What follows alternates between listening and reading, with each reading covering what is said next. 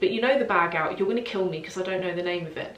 You know that Chanel bag out, which is like a drawstring, what would you call it? It's almost like a duffel bag. When I go onto Louis Vuitton, the website, I don't know a brand other than Louis Vuitton that have quite the number of bags that they have. Who has heard? I've heard that this is being discontinued. Hey everyone, do you buy, skip or avoid? In this video I'm going to talk to you about bags that I personally feel fit into each of the three categories. Some that are really worth it and some that in my experience and opinion I think are you skipping altogether and not buying. I'm also going to do a mail time at the end of this, which is where you write to me and I read out your letters, which is quite fun. I've got a couple of letters from you and I've got some things I'm going to update you on after we've spoken about this. So to start with, I want to just say that all of this is just my opinion. You might disagree and you're totally obviously entitled to disagree. You might own bags that I'm suggesting are not worth buying, and you can disagree. This is all just my opinion, and my opinion, it is just an opinion. It's not set in stone, it's not fact, it's just an opinion. And I always think with whether you're buying a bag or a pair of shoes or some clothing, go with what's in your heart. If you ask a load of people, oh, should I buy that? You're gonna get a load of different responses. Go with what you want deep down. So in this video, here we go. There are some bags that I feel are really worth you buying, and buying right now, if you're going to buy something right now, if you're in a situation to. And the main reason why I think for a lot of these, probably all of these, I think you're worth buying now is to do with price and price rises. We all know that price rises are happening really quickly, and I've got some thoughts on those as well. So the first that I think is really worth you buying is the Givenchy Antigona. If you go back, that bag is now 11 years old, and for me, as soon as the bag exceeds 5, definitely 10 years old, it becomes a classic. In this video I'm talking about longevity of a style. I'm not actually talking about you being able to sell it and make back the money that you paid on it if you ever get in a pickle in life. It's not really about that, it's about longevity, because longevity is as much of an investment as buying something that's going to possibly make you some money if you ever get bored of it and you decide to sell it. The first is, so as I say, the first is the Givenchy Antigona. It's a fantastic bag, but more than that, it's a bag from a brand that you can periodically get discounts from.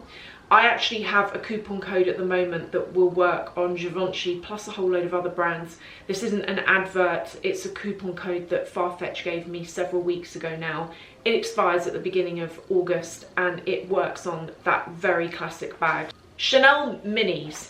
As we all know, Chanel prices have gone like really high, and if you're looking at like a small classic flap, it's over £6,000 now. If you're looking at the jumbo, please correct me if I'm wrong, but I think it's in the £9,000 mark.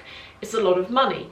However, weirdly, if you look at their mini size bags, their mini bags are still, they're under £3,500, a lot of money, but that's like half the price of the small size classic flap. And as I've said a million times, you can fit as much in a mini rectangle as you actually can in the small size flap, because in the small size flap you've got flaps on the inside that take up space, whereas on the mini rectangle it's just one open section. The same amount fits in both. So definitely worth buying right now is the mini square, the mini rectangle, or the mini rectangle with the top handle, or is there another one? Even Business Affinity, that's another really great bag in the, is there only one size of that? I got the smallest size. That I paid £3,400 for, which is less than Dior. Hermes, I couldn't talk about this topic and not mention Hermes. Whether it's the Kelly, the Birkin, the Pitcoin, the Constance, that brand is one of the best brands that you can buy into. It's not actually a brand that I have any bags from, and it's not really that I don't like the bags, it's more that I am not up for playing the games in order to acquire one. But if you can get one, or if you already have them, they are naturally, I don't even need to tell you that they are one of the best bags, one of the best brands to have a bag from. Their price is solid. They can end up making you money if you ever get bored, or if you ever want to upgrade, you can sell your bag and make a bit more money on it, sometimes make a lot more money on it. They're just a fantastic brand. Okay, let's talk about some things that I think you should skip. And when I say skip, what I mean is not don't buy it at all, but give it a bit of time. Have a think before you go ahead and buy it. And for me, when I talk about skip bags, I mean bags that are very new out. You don't know whether they're going to be long term or not. If a bag, some bags when they come out and they're new, they have a very classic shape to them, and you can look at it and go, actually it doesn't even matter if that bag gets discontinued. I can still wear it in 5 years. Sometimes though, you get bags like the Gucci Blondie, which is very 2022, and you might disagree, and of course you can, but the reason why I feel this way about it is it's brand new out, and also if you ask me, the shape and style of it feels very year 2000, that sort of style, and that sort of style is one that's very particular, and it can go out of style very easily. Obviously Y2K bags are really back in with a bang right now, but if you go back a couple of years, to be able to carry one off and it look good could be quite difficult to do. And for me, things like the Blondie are one that I would skip for now. I'd see how it goes, think about it, don't buy any bags, give it a month. I always say give it a month before you buy something, because sometimes you think you want it really badly and then you're like, actually no, I've seen another bag that I think I want really badly. Give it a month. Anything new from Louis Vuitton.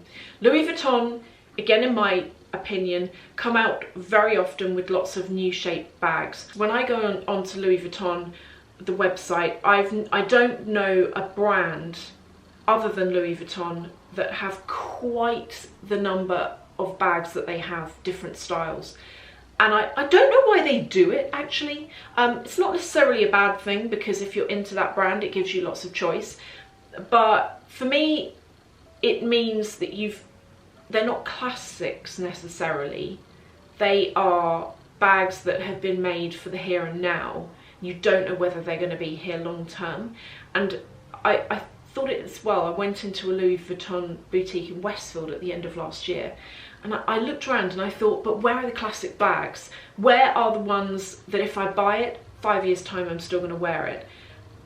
Everything was quite stylized, quite now in their designs, and it's not to say that's the case for everything. There were things in there that were timeless, but by and large, I think with Louis Vuitton, if there's anything that comes out that you think looks a little bit quirky, either skip it or give it a bit of time. And then for Fendi, and you might be wondering, well, Fendi have got the baguette bag and they've got the peekaboo. They do. But I was going to talk about their newest bag out, plus as well the Fendigraphy. And the Fendigraphy is one that I've been banging on to all of you about for months, ever since it came out, because it caught my eye. I really liked it, but I skipped buying it. I postponed it constantly because it was so new and I didn't want to buy it, and then it's out of style and a difficult one to style in with an outfit. But I ended up doing it. I ended up buying it. I love that bag. I've been using that bag constantly, but I'm aware that it's a fashion bag, unlike the baguette bag, which has been around like over 20 years. Now finally, bags that I think are worth you avoiding altogether. Just my opinion, okay? It's just my opinion. First of all, Bottega bags. I know I can hear loads of you being like, hands off Bottega, leave it alone. Their quality is impeccable, but I personally feel that their bags are not long-term classics. I feel actually like Instagram plays a big part in boosting a lot of bags, but has played a big part in boosting Bottega bags. And so they feel very current, very now, but are they still going to be here in a few years' time? Their bags are also seriously expensive, I feel, for what they are. I know all of these bags are expensive now, but you're looking at 2,000, sometimes 2,000 plus for a Bottega bag, and I personally think they're worth avoiding. I own one, the Jodie bag, the mini Jodie bag. Love that bag, love the shape of it. Do I use it? No, because that zip's really annoying. I got it for £580 because I bought it at its old price of £1,025, I think it was. And I also had a credit voucher that I used at the same time, so it was £580. I'm pleased I bought it for that price. Would I buy it for the new price of £1,700? No, because of those downfalls. I think there are better bags you can buy, more long-term bags you can buy. The Chanel Gabrielle. Who has heard? I've heard that this is being discontinued, and I don't want to toot my own horn, but I said years ago, probably like 5 or 6 years ago when it came out, I said, I don't think this is going to stick around. I feel like this has got short-ish term written all over it. And I have heard it's being discontinued, correct me if I'm wrong, but to me, even if it's not being discontinued, this bag is one to avoid. I think it's expensive, it's not cheap. If you're going to go, it might even have been discontinued already, but if you're going to go and buy a Chanel bag, I think get yourself one of the classic long-term ones. Either a classic flap if you want to spend that money, or one of the mini flaps, or like the Business Affinity, even, what's it called, the Trendy CC. Get a bag that's classic, that's long-term in terms of its shape. The Gabrielle has got a very particular shape to it, and I think that's part of the reason why, for me, I don't feel like it's classic. I want to say pretty much anything from Valentino. I know, don't get angry at me if you love that brand. It's just my opinion. I have a Valentino bag, and my reasoning for why I don't feel like they are worth it are that I don't feel, some brands when they come out with bags, they're really strong and they're really known for bags. Like I really think with Hermes, primarily I think bags, I don't think ready to wear. That's just me. When I think about Chanel, I think actually 50-50. I think about ready to wear and I think about bags. Same thing with Dior, same thing with Fendi. And actually with Bottega, I used to think ready to wear, now I see them more as bags. With Valentino, their bags are very, I don't feel like they're long term. I own one, as I've said, and it's very 2018. The leather is beautiful quality, absolute beautiful quality. And the bag, because it's a flap bag, should feel long term, but I feel like it's those studs that, while with the studs you can look at a bag and go, that's Valentino, because it's very iconic. I just don't feel, I feel like there's something about it that's very jazzed up. And if I was going to buy a bag, those bags are not cheap. If I was going to buy, unless I loved that brand, I would choose something else. And then finally, and this is going to be controversial, and I don't mean any of this to be controversial, but you know the bag out, you're going to kill me because I don't know the name of it. You know that Chanel bag out, which is like a drawstring, what would you call it? It's almost like a duffel bag, and you can get it in different colours. This isn't going to be long term. This isn't going to still be here in 5 years, in my opinion. I feel as though it's a very 2022 bag. It's one that I see loads on Instagram, and I think Instagram's really, and probably YouTube's really hyping it at the moment. For the money, don't buy that bag. In my opinion, don't buy that bag. There are better bags you can buy. As I always say, think about you in 5 years' time. What do you think you are likely to still want to wear in 5 years' time? In 5 years' time, I don't think I'm going to want to wear the saddle bag. In 5 years' time, I can't see myself wanting to use the Bottega Jodie bag. However, in 5 years' time, I can still see myself using the Lady Dior. I can still see myself wearing the Chanel classic flaps that I'm fortunate to own.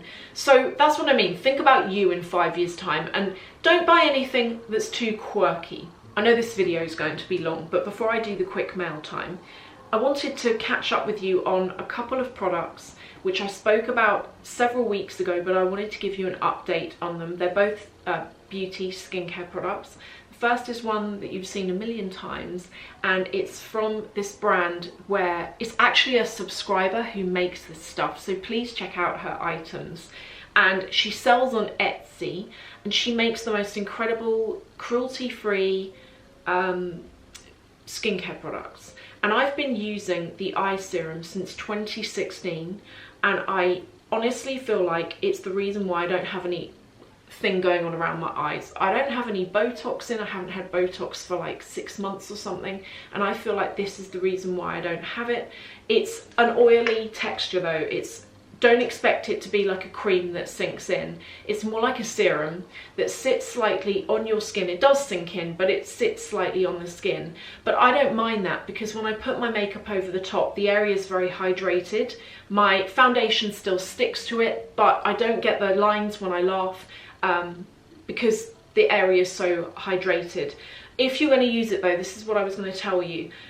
Don't use a full pump, because first of all, you're going to use this up so quickly, but secondly, you don't need to.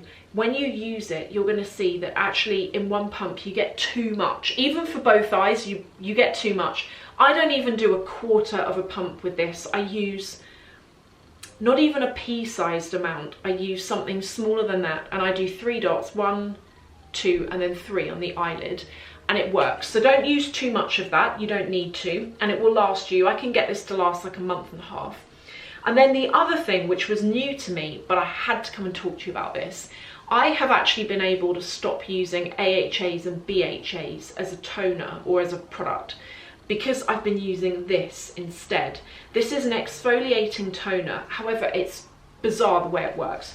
You know how in these pots you get these little let me show you. You get these little disc things that look like that, and you know how they're covered in the product, like they're soaked in the product, and how the disc is abrasive. It's got an abrasive, almost scratchy side to it.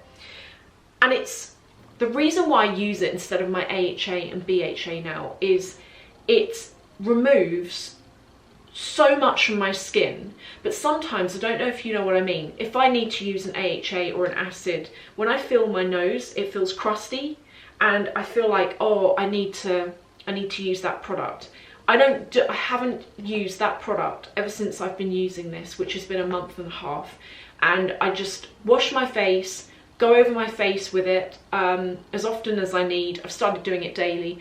But when you use it, your skin feels hydrated after. It doesn't feel dry at all. It's very bizarre, but it really works. And I will link to those 2 things below. Now for the mail time, I have 2 letters that I'm going to read to you. One is from Epiphany and one is from Shelley.